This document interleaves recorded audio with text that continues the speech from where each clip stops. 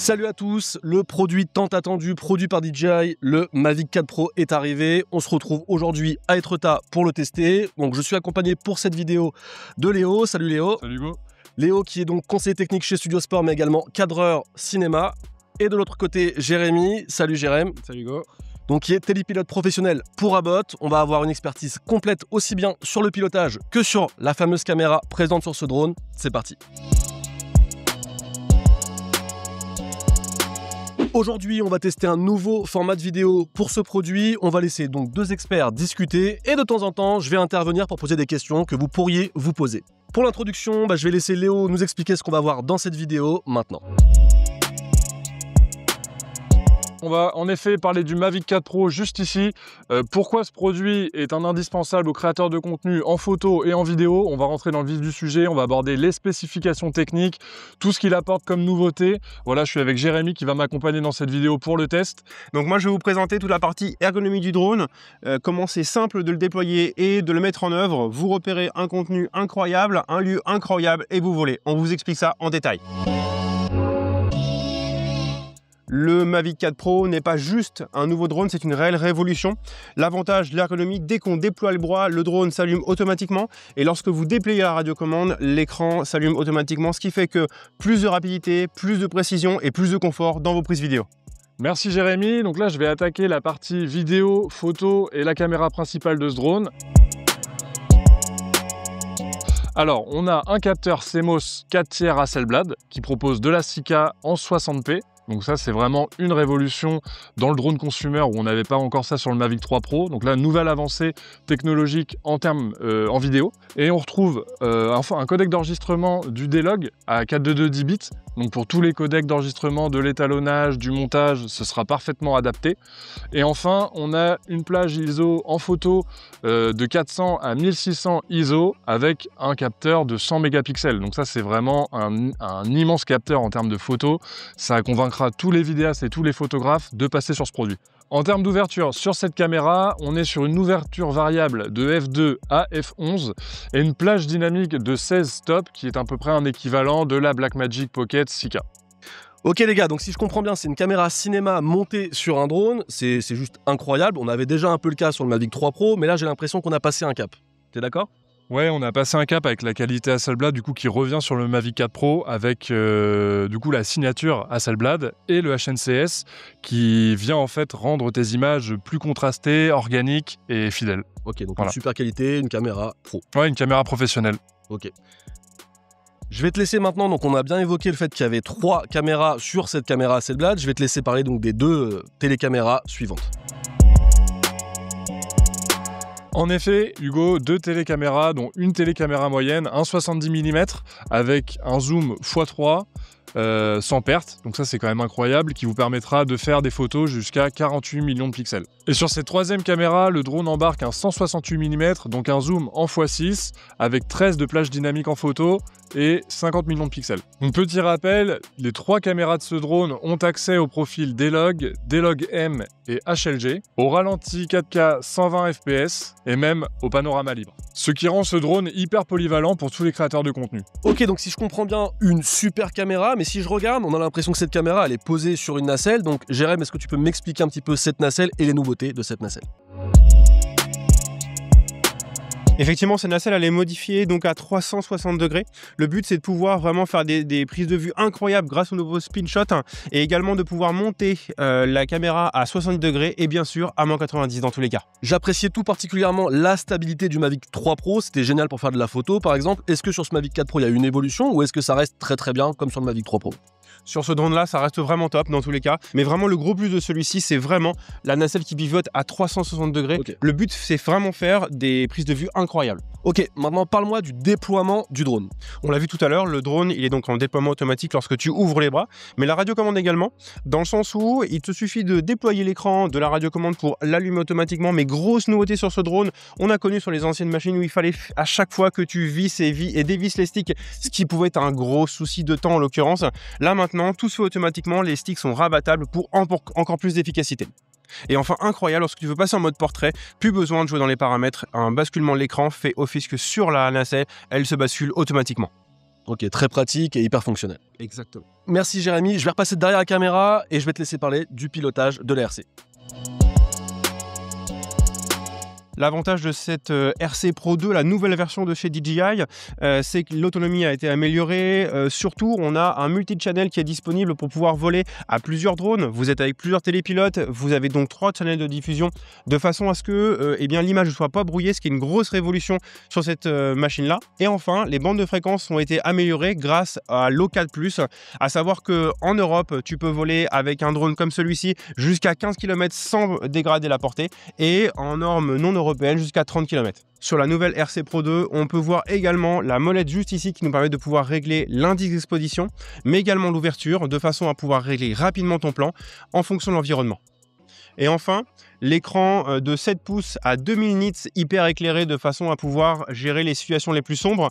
On va avoir également une sortie HDMI en 4K HDR 10 bits quand on a besoin de pouvoir faire des projections au niveau de l'image en temps réel.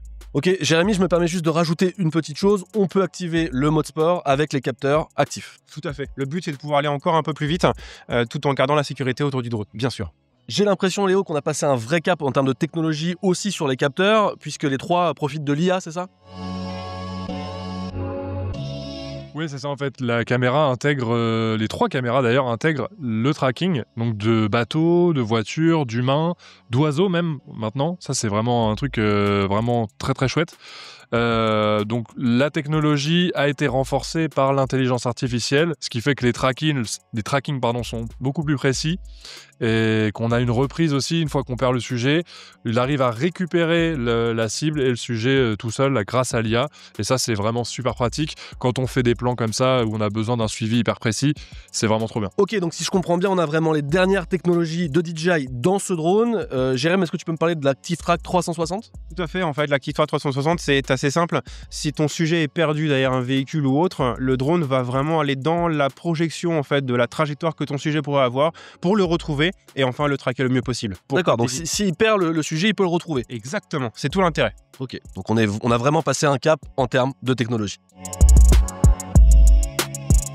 Chez Studio Sport, vous allez pouvoir retrouver ce drone avec 3 packs. Un pack standard avec la RC2, le drone et la radio. Ensuite, un pack Flymer Combo comme d'habitude avec 3 batteries, le chargeur et la petite sacoche. Et un pack Creator Combo ultra complet avec un SSD de 512 Go de mémoire interne, la radiocommande RC Pro 2 qui est vraiment top et l'accession au codec All-Intra. Ok, donc on s'apprête à voler et à mettre en application ce drone. Donc l'objectif à travers cette vidéo et à travers ce test, ça va être de tester le 6K bien entendu, qui sera compressé sur YouTube en 4K, mais vous allez voir, les détails vont être incroyables.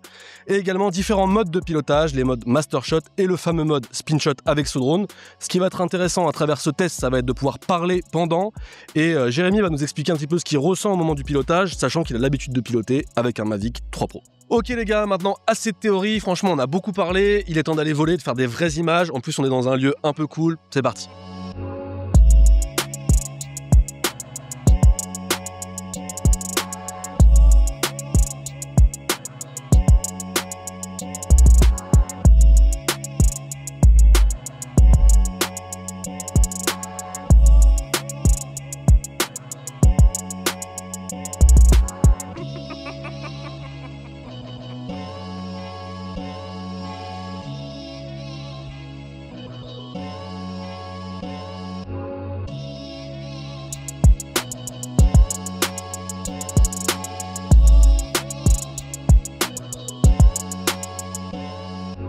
Donc là, Jérémy, sur le drone, on a activé le mode D-Log pour plus de flexibilité en post-production. Pour la colorimétrie, le montage, l'étalonnage, vous pourrez avoir cette liberté de retoucher votre exposition, vos couleurs, la saturation, tous ces paramètres de l'image, en fait, qui vont faire que vous pourrez donner un peu le ton artistique que vous voudrez à l'image. Donc là, tu vois, Jérémy, on voit qu'on a une image complètement désaturée, hyper flat.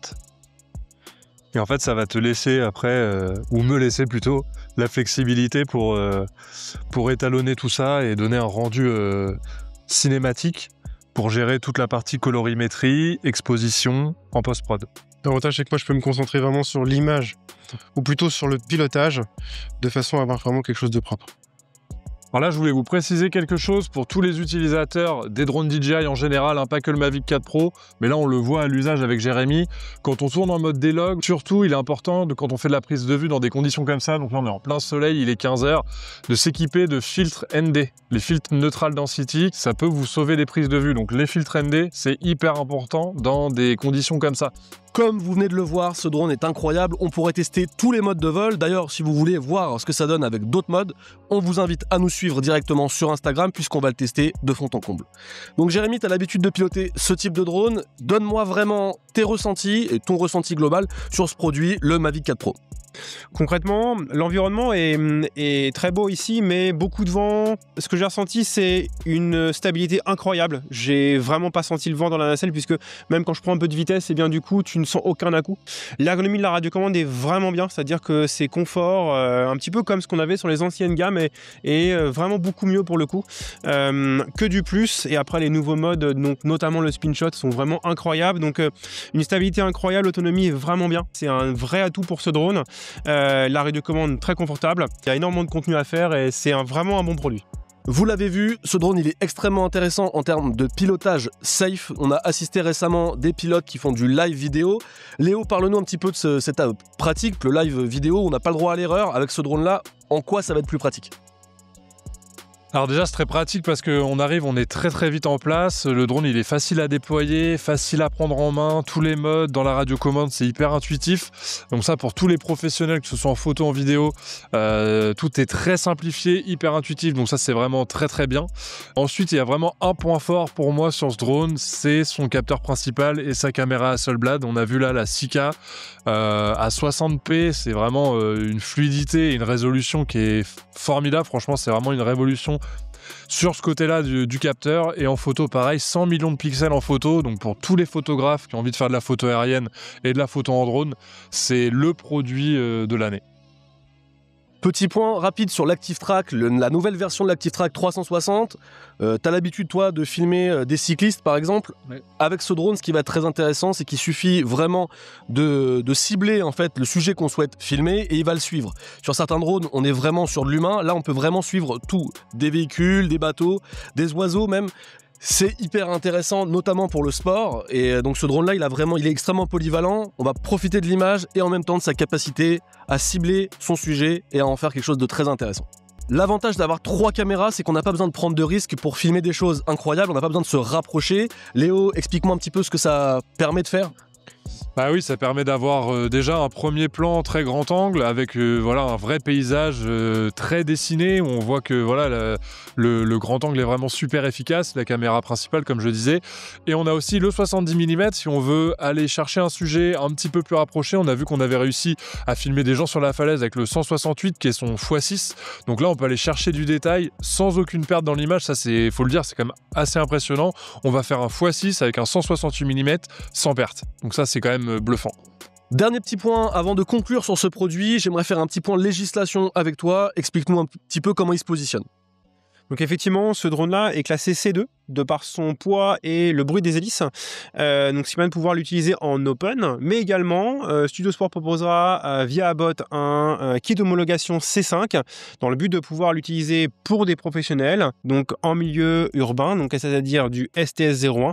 Le but de tout cela, c'est de pouvoir faire de l'open avec un drone qui soit compatible pour du loisir, mais également pour des professionnels, un drone qui soit compatible pour n'importe quel environnement de vol.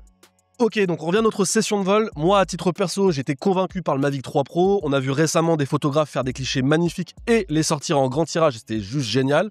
Avec le Mavic 4 Pro, on va pouvoir faire la même chose. Pour moi, c'est un drone, c'est un réel investissement sur le long terme. C'est un produit qui va bien vieillir, qui est hyper robuste, avec une caméra Hasselblad qui porte bien son nom puisque très qualitative. Je vais laisser Léo débriefer et conclure sur sa partie, la partie cinéma et image. Oui, en effet, en fait, c'est un drone qui va pouvoir concurrencer des machines et des setups beaucoup plus coûteux, que ce soit en photo et en cinéma, en production vidéo. Vraiment, c'est un budget assez accessible pour faire des choses folles. En termes vraiment vidéo-photo, les deux, hein, que ce soit des photographes amateurs, professionnels ou vidéastes amateurs, professionnels. Je pense que ça s'adresse un peu à tout le monde. Ça vise des cibles vraiment très polyvalentes.